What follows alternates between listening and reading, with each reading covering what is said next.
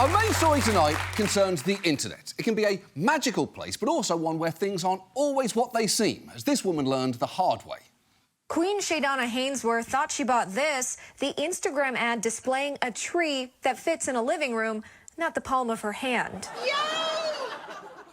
This is the remote Christmas tree! Like, seriously? Like, who is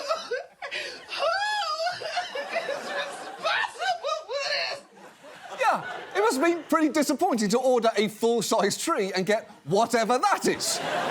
She must have felt like HBO did when they ordered a comedy show and got this instead. Unfortunately, not every mistake is that benign. It is not news that there are scammers on the internet, but you may have noticed that one scam in particular is currently everywhere. A common way that it starts is with a weird text from a number that you don't recognise, like, Cheryl, can we move lunch to 5 when you're not Cheryl? Or, Dave, what time is our flight when you're not Dave and you don't have a flight booked? Even as we worked on this piece, multiple members of our staff and their friends were getting these messages from, hello, is this the manager Jessie from the flower shop? To this one reading, is this Dr. John? I'm Emily. Is my horse recovering well? And I'm so glad that wasn't sent to me, because it would have worked. You're calling me Dr. John? I'm instantly on board. And you're assuming that I'm around a horse for medical reasons? That's exactly what I've been saying. I'm allowed to touch it like that. I'm a doctor. And I know most people ignore messages like those, but some write back, get sucked into a conversation, and eventually, through a process that we'll get into, can end up losing a lot of money. It's a scam with a striking name that newscasters can't seem to get over. It's called a pig butchering scam, and it might sound like a gruesome name, but that's because the amount of money victims are losing is painful. The scammers have a terrible term for what Wendy went through. They call it pig butchering. The New Mexico Securities Division calls them pig butchering scams. I know, but listen, don't worry. There are no pigs or any other animals involved. Yes, don't worry, there are no pigs harmed in this pig butchering scam, although if the words do make you squeamish, it's worth noting that there is a process through which pigs are harmed every day. It's actually how we get bacon, pork and other products. It's called pig butchering, and it's exactly what it sounds like. But the name makes a little more sense once you understand how the scam actually works. In the world of cyber and counterterrorism threats, Special Agent Hassani has seen it all. But in 2021, he began seeing a new scam, pig butchering. But it just refers to raising little piglets, fattening them up, and butchering them. And they're fattening up their victim with illusions of grandeur, of wealth, of love, before bleeding them dry. That is rough, because imagine being a victim of this scam, turning on the news and suddenly learning that the short handful of people in your situation is the pigs. Although I will say it could have been worse. Pigs are awesome. They're one of the most intelligent animals on the planet. They're smarter than dogs, most 3-year-olds, and Tom Sandoval. To use a phrase that the police never seem to appreciate, it's actually an honour to be compared to a pig. And if you are thinking, well, this seems like the kind of scam that's been around for decades, that is partially true. But the way this one works is fairly new, and in the short time that it's been around, it's been massively successful. Just this month, it was at the centre of a huge local news story in Kansas where it brought down a financial institution. I was surprised. I was shocked. I was disappointed. Kansas State Bank Commissioner David Herndon is talking about the massive cryptocurrency scam at the Heartland Tri-State Bank in Elkhart. In a cryptocurrency scheme that the FBI is now referred to as pig butchering. In this case, Herndon says the victim was Sean Haynes, the bank's own CEO. And he's now facing charges of embezzling nearly $50 million. A loss that caused the bank to fail last August. That's true. According to prosecutors, a bank CEO got pig butchered, sent his scammer the bank's holdings, and the bank went under, which is alarming for several reasons. Among them, is that how banks work? Because it really feels like there should be at least one step between CEO gets tricked and whoops, the bank's empty. It's estimated that as of 2022, this scam was taking people for more than $3 billion a year in the US alone. And that's almost certainly a massive undercount, as it only includes people who reported their losses to the FBI. So given all of that, tonight, let's talk about pig butchering, why it's easier to fall for than you might think, who's behind it, and what we can do to protect ourselves and our liked ones from getting scammed in the future. And let's start with where this began. And to do that, unfortunately, we do need to go back to the place that no one wants to go, the beginning of COVID. You remember COVID? It's the Stephen Miller of diseases, in that we were all very worried about it a few years ago and have since moved on, even though it's still extremely dangerous. But that is when pig butchering took off. Basically, at the start of COVID, many of us were isolated and lonely, desperately looking for human contact online, which made us ripe targets. At the same time, organised crime groups in China running casinos in Southeast Asia were in crisis as, thanks to the pandemic, gamblers weren't showing up. So they turned those casinos into bases for online scam operations. And from there, their workers identified people and preyed on their vulnerabilities. And let me walk you through the basic steps here. The first is to make contact and lure your target in.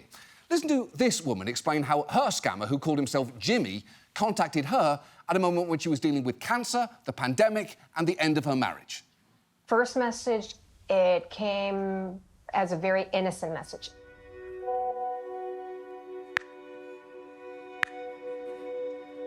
I said, wrong number. He came back, you look Chinese. Are you Chinese? And I said, yes. He had moved here just before COVID. And then COVID hit, and so he's not able to go home. He was a lonely man in need of comfort. Jimmy would message me every day. I do remember receiving these emojis with hearts.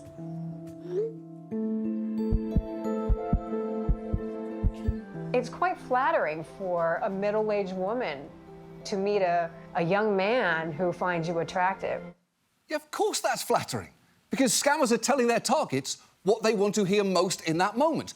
We might not all fall for a gif of a heart-pumping emoji, but if someone sent me, nerd with glasses, plus football, plus learning, plus sad statistics equals fire emoji, me personally, why? I would nut. And look, one way of making contact is through those wrong number texts, but experts that we've talked to estimate that they only make up about a quarter of the initial contacts for this scam. The rest can come through sites like LinkedIn, dating apps, Instagram, or Facebook, places specifically designed for you to meet people that you don't know, either for love, a hookup, or in the case of LinkedIn, to find out what kind of person is still on fucking LinkedIn. And scammers often research their target using social media, where there is a lot of information about people, so they can pretend to have something in common. Take this woman who met someone on a dating app, only to discover that they shared an unexpected connection. He started asking questions about my family and my past experiences. It was a connection that felt even stronger, she says, when he told her he came from the same town in China from where Hutchinson was adopted. We kind of bonded over that. Yeah, I bet they did. And I've got to say, it says something about men on dating apps that they connected so well simply because he did things like ask her questions about herself and listen to her responses. I don't want to say the bar for men is low, but that story started with him asking her questions about her life and ends with her giving him all of her money. But regardless of how they start, sooner or later we move on to step 2, turning the conversation toward money. But even then, there's a smart twist, because you won't be suddenly asked to wire money to a Nigerian prince with an obviously fake email like real prince spelled with a 1 instead of an I at scum.farts. With pig butchering, there's no direct ask for money at all. Instead, an opportunity gets presented to you. Just watch as this man explains the moment when a guy that he met on a dating site started to reel him in. He spent at least a month daily talking to me and cultivating my friendship. Initially, the only talk about money was how much his new online friend had made in crypto. After all, Scott thought he knew how to protect himself from scams. You can invest with me and I'll make you all this money. And it's like, I'm not giving you money. That's not happening. So that's when he started, no, you don't give it to me. You establish your own account and I'll guide you. Right, that's the clever hook here. You're not sending the scammer money. They're helping you set up and control your own account. And everything seems more legitimate when there's an app involved. You don't think so? When is the last time you took an Uber? Oh, get in a nondescript car with someone I've never met? I would never do that. But wait, what's this? I can do it from my phone? Well, In that case, here's my address. Now you know where I live and that I won't be home for the evening. My name's John. I don't know your last name, but that doesn't matter because I'm also not committing your face to memory. Everything's safe. There's an app involved. And the fact the investment is often in crypto can be persuasive for multiple reasons. First, who really knows how crypto works? I know your friend's weird husband claims that he does, but he sucks to talk to, so sadly, it must remain a mystery. But people have made money on crypto, so it's not unreasonable to think you might meet one of them and they could give you some tips, on top of which you may not be super familiar with how a trading platform operates or even what one looks like. And scammers have created incredibly plausible-looking platforms. We got this footage of one, which seems to have all the detail and functionality of a real one, and I'll be honest, I could be fooled by that. Also, some scammers use legitimate apps that allow anyone to build a trading exchange. The problem is, there are tools that scammers can use to simulate fake results on those apps while taking your money. Just watch this journalist explain how this gave one victim false confidence.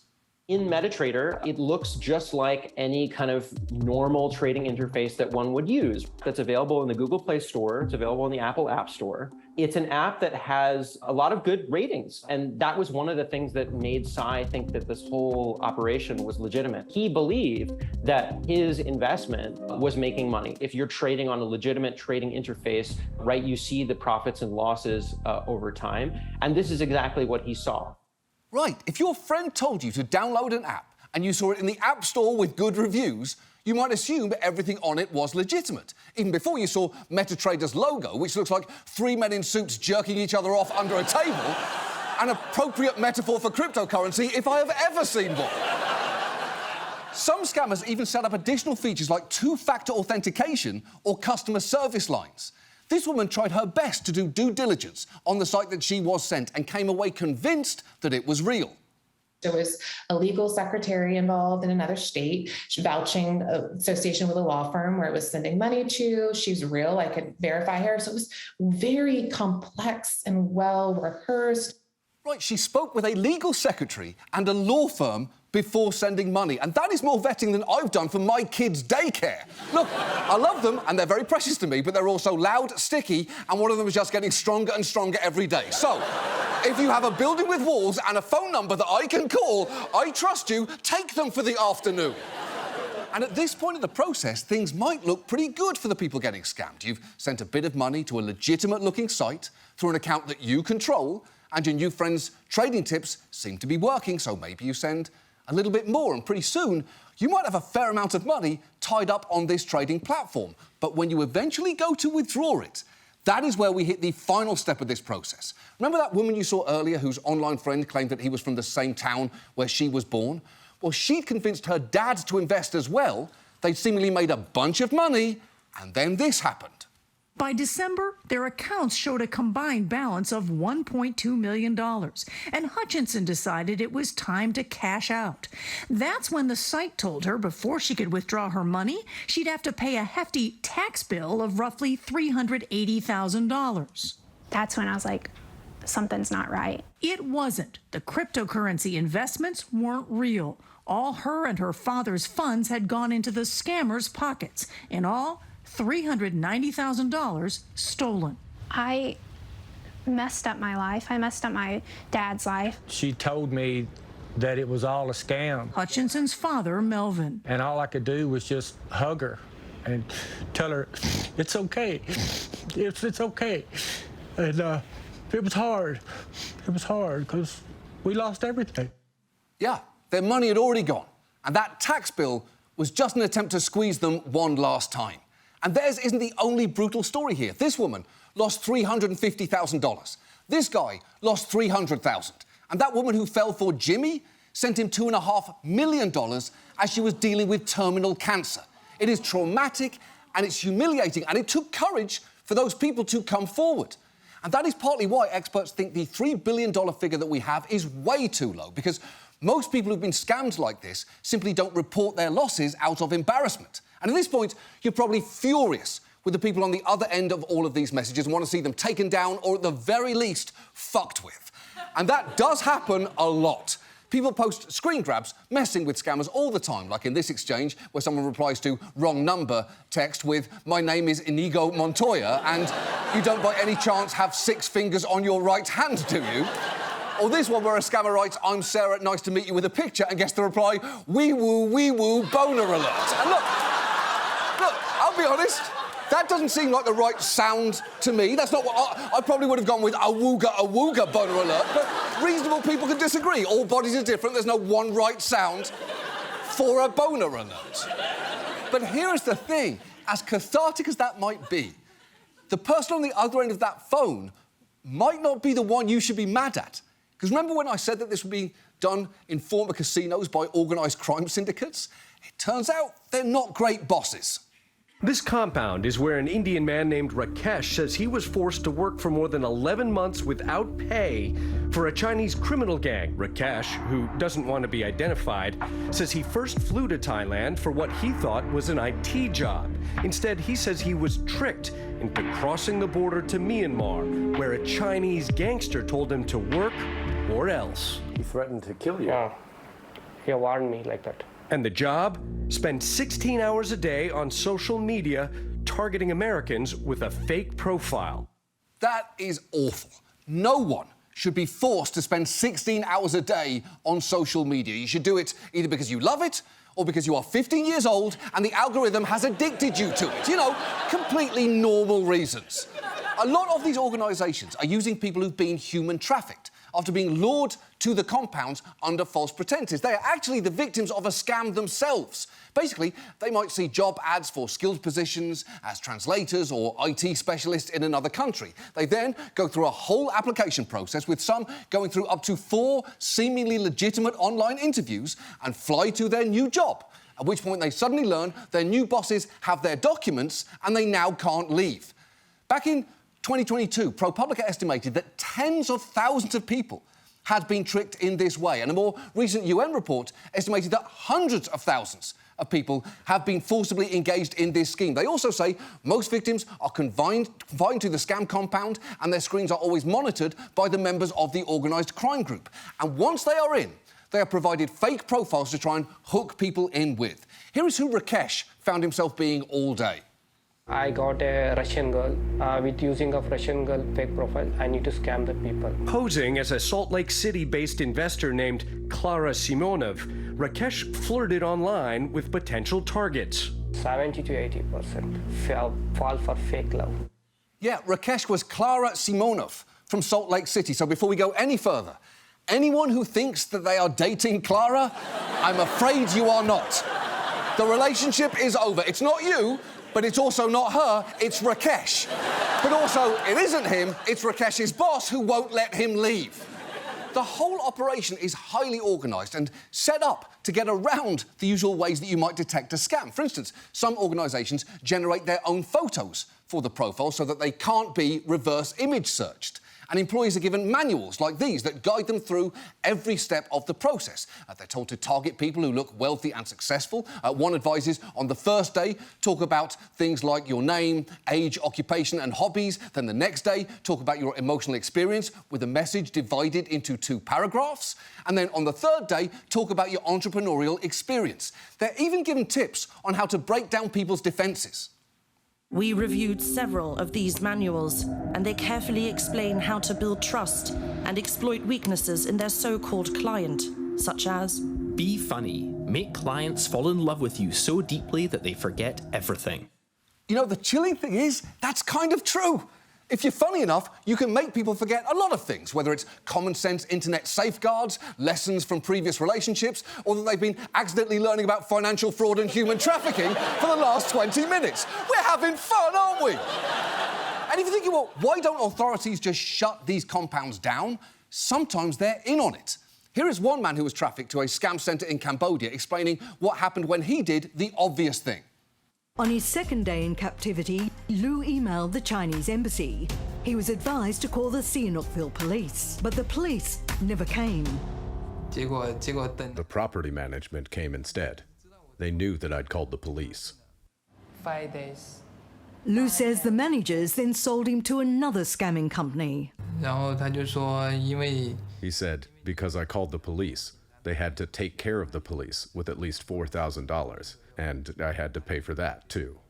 Yeah, the authorities weren't going to help him, which actually makes sense when you learn that according to UN estimates, pig butchering in Cambodia brings in an amount equivalent to half the country's GDP. Which is worrisome because, as everyone knows, when something generates that much money, you don't shut it down, you spin it off and pray the magic works a second time. Come on! And conditions in these compounds can be brutal. That man you saw earlier, Rakesh, took photos of abuse like this one, of a co-worker who'd been beaten. And Lou, who managed to get out, now works to free others. And the stories of what he's seen are, fair warning, hard to watch. I saw a man get beaten up very badly. He had injuries all over his body. Lou contends it was this man who was reportedly found hanging just hours later. I'm certain it was him. His phone is full of messages from Chinese citizens desperate to be freed from scam companies. There's videos of abuse. Lou says he receives them directly from victims inside the scam industry or finds them posted in social media group chats. And he's got handcuffs. They're shocking. That is horrifying. And when you know all of this, it kind of starts to change who exactly you are mad at here. Because suddenly the individuals on the other end of the phone don't seem quite so fun to send a message of wee woo, boner alert to. Not that that isn't an excellent text. Who doesn't love a boner alert? But there's a time and a place, and this might not be it. Also, from now on, whenever you get a sexy text from a new stranger, good luck not thinking, is this a man who was just beaten in a work camp in Myanmar? And that, if anything, is the John Oliver effect. You are welcome.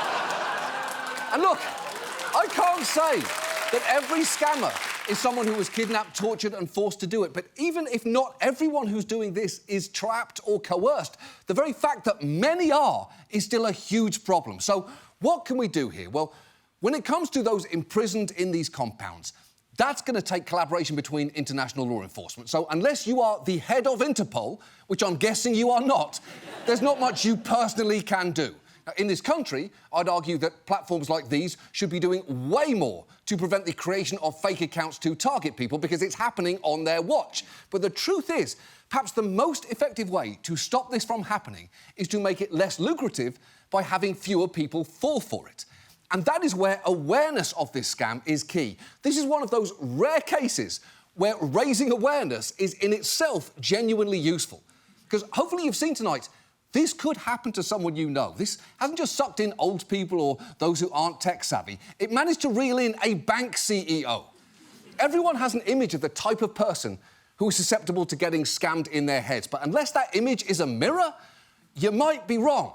So as a general rule, when a stranger on a dating app says either I love you or crypto within a month of talking to you, worry. Honestly, even if they don't turn out to be scammers, those are pretty good red flags to be looking for personality-wise. And it's worth telling your friends and family about pig butchering too. It doesn't have to be a big lecture or anything. You can just send them a link to this show. And if they say, I hate that guy, say, yeah, me too, he's the worst, just skip past the jokes. And if they say, I'll watch it, but he looks like a Lego accountant, wait, no, he looks like ChatGPT's answer to Show Me a Virgin. Wait, no, he looks like Harry Potter if he just stayed under the stairs. Just leave them on red. You don't have to completely sell me out. Maybe drop a thumbs up emoji, but please, leave it at that. And look, if you know someone who's been scammed like this, try to be kind. It is human to want companionship, and it's actually a nice quality to be trusting of people. And it sucks that the internet, which should be a way to alleviate loneliness, can be turned into a tool to exploit it. But maybe, if we all look out for one another, we can ensure that the worst mistake anyone ever makes on the internet is inadvertently buying an excellent Christmas tree for gay mice. Because honestly, it's really not that bad a purchase. Believe me, I know what I'm talking about.